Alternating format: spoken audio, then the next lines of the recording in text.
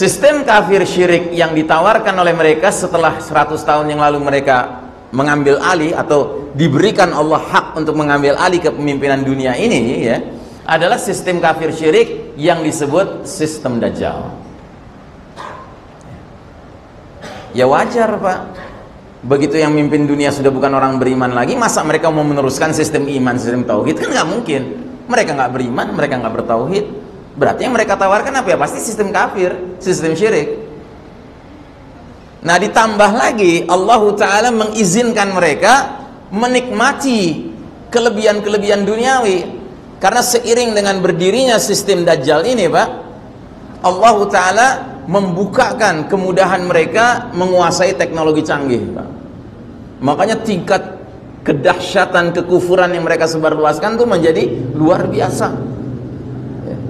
Ya bisa Anda bayangkan, teknologi canggih justru di tangan mereka, bukan di tangan kita. Ya. Kita boleh saja istilahnya mengatakan, ya salah sendiri umat Islam, kenapa nggak ngejar?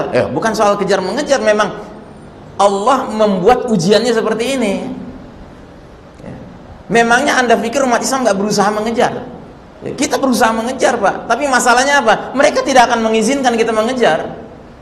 Jangankan kita mengalahkan mereka, Pak, setara aja nggak boleh di bidang teknologi. Makanya kalau ada negeri Islam, negeri Muslim berpikir ingin bikin pembangkit tenaga listrik nuklir, dihalang-halangi.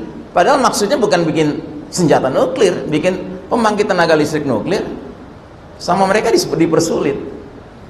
Kalau ada pemuda-pemudi Muslim datang dari negeri Muslim ke Barat, ke Eropa, ke Amerika, ya kan? Kemudian brilian, cerdas banget, ya kan? Kalau perlu nggak diizinkan pulang, diiming-iming dengan warga negara setempat. Supaya apa? Brain drain, disedot otaknya untuk kepentingan mereka. Jangan sampai menguntungkan negeri Muslim. Ya. Jadi janganlah berpikir naif gitu. Bahwasanya kita umat Islam ini yang males, nggak mau ngejar ketertinggalan. Ya mungkin banyak Muslim yang males, tapi bukan berarti nggak ada yang berusaha. Berusaha kita, Pak. Cuma memang mereka penjahat. Dasarnya sudah kafir, dan kafirnya nggak sembarang kafir, kafir harbi lagi, kafir yang memerangi Islam dan umat Islam. Nah begitu juga dengan simbol rumah yang mereka bangun, PBB ini cuma simbol di depan layar, tetapi simbol sebenarnya adalah mereka ingin menawarkan novus ordo seclorum. Itu hakikatnya, ya, dari rumah yang mereka bangun ini. Dan memang begitulah ciri khasnya Yahudi. Yahudi, munafik itu banyak kemiripannya, Pak. La yuqatilunakum jami'an illa fi quran muhassanatin. Mereka tidak akan memerangi kalian serentak, directly, nggak mungkin. Illa fi quran muhassanatin, kecuali di balik dinding yang tebal atau di balik benteng yang kokoh. Nah, benteng mereka Yahudi ini banyak. PBB, United Nations, ya kan? United States of America, itu benteng mereka. Jadi USA, Amerika itu bukan musuh kita, musuh kita yang di belakang mereka. Siapa? Yahudi. IMF, World Bank, ya kan? Itu benteng-benteng mereka. Jangan-jangan sebuah negara inisialnya 4 huruf, kodenya plus 62 juga sudah menjadi benteng mereka. Gitu hari ini. Karena kelakuan yang mengelolanya makin hari makin cocok sama mereka. Jangan kaget. Memang begitulah maunya mereka. Ya. Nah, jadi saudaraku rahimakumullah, kapan runtuhnya sistem iman tauhid? Peristiwa apa yang terjadi pada tahun 1342 Hijriah, 1924 Masehi? Peristiwa apa? Peristiwa berakhirnya Kesultanan Utsmani Turki, ya. Dan itu merupakan khilafah yang terakhir dalam sejarah modern. Ya. Berakhir, jadi runtuh dia. Dan Nabi Muhammad SAW 15 abad yang lalu sudah memberitahu kepada kita umat Islam ini, jika kalian sudah berhasil menegakkan Islam sebagai sebuah tatanan, sebagai sebuah sistem, ya kan, jangan kaget kalau suatu ketika dia runtuh. Nabi katakan dalam hadis ini bahwa ikatan Islam bisa terlepas simpul demi simpul. Dan Nabi menggunakan istilah ikatan, istilah simpul, karena Allah Ta'ala juga menggunakan dalam Al-Quran istilah hablillah, tali tali Allah. Kan bunyi ayatnya surah Ali Imran 100 berapa? 103 adalah wa'tasimu bihablillahi jami'an. Berpegang teguhlah kalian kepada tali Allah jami'an. Tali Allah ini maksudnya dinullah, al-Islam ini. Dan ternyata tali Allah ini mengandung simpul-simpul, Pak. Jadi ketika dikatakan berpegang teguhlah kalian kepada tali Allah jami'an, jami'an ini punya dua tafsiran. Tafsiran jami'an itu adalah keseluruhan umat Islam rame-rame pegang tali Allah. Tetapi juga maksudnya keseluruhan tali itu dipegang, simpul-simpulnya. Jangan megang tali Allah itu dengan semangat preferensi, semangat tergantung selera. Wah, saya mah sebagai seorang muslim yang penting buat saya sholat gitu.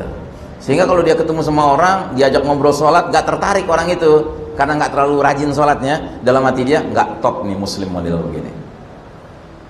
Ada muslim yang doyannya simpulnya simpul akhlak, pokoknya kemana-mana ngomongin akhlak aja. Kalau ketemu orang yang kurang berakhlak sedikit, dalam hati dia gak top nih orang. Ada jenis muslim yang semangatnya menggebu-gebu, doyannya simpul jihad.